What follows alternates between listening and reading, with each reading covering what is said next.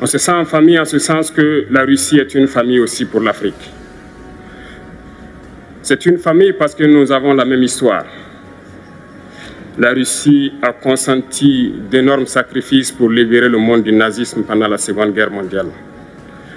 Les peuples africains, nos grands-pères, ont été déportés de force aussi pour aider l'Europe à se débarrasser du nazisme. Nous partageons la même histoire en ce sens que nous sommes les peuples oubliés du monde. Qu'ils soient dans les livres d'histoire, dans les documentaires ou films, on tend donc à balayer le rôle prépondérant qu'a joué la Russie et de l'Afrique dans cette lutte contre le nazisme. Pour ce qui concerne le Burkina Faso, aujourd'hui nous sommes confrontés depuis plus de 8 ans à la forme de manifestation la plus barbare, la plus violente du néocolonialisme, de l'impérialisme. L'esclavage qu'on tend encore à nous imposer. Nos dévanciers nous ont bien appris une chose. L'esclave qui n'est pas capable d'assumer sa révolte ne mérite pas que l'on s'apitoie sur son sort. Nous ne nous apitoyons pas sur nos sorts, on ne demande pas que quelqu'un s'apitoie sur notre sort. Le peuple burkinabé a décidé de lutter contre le terrorisme en mesure de relancer son développement. Dans cette lutte, des vaillants peuples, des vaillantes populations se sont engagées à prendre les armes face au terrorisme, ceux que nous avons affectueusement appelés les VDP, des volontaires. Nous sommes surpris de voir les impérialistes traiter ces VDP de milices et de tout type.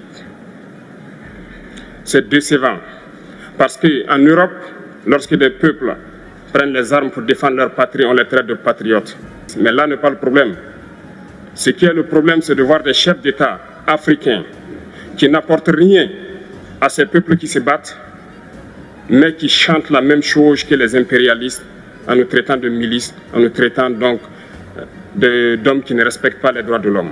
De quels droits de l'homme parle-t-on? Nous nous offusquons contre cela et c'est honteux. Il faut que nous, chefs d'État africains, nous arrêtons de nous comporter donc en marionnettes qui dansent à chaque fois que les impérialistes tirent sur les ficelles. Hier, le président Vladimir Poutine a annoncé donc l'envoi de céréales en Afrique. Nous sommes bien contents. Nous lui disons merci pour cela.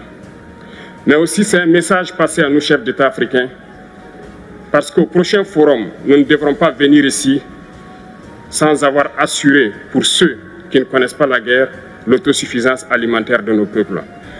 Nous devons prendre l'expérience de ceux qui ont pu déjà atteindre cela en Afrique, tisser de bonnes relations ici et tisser de meilleures relations avec la Fédération de Russie pour pouvoir assouvir les besoins de nos populations.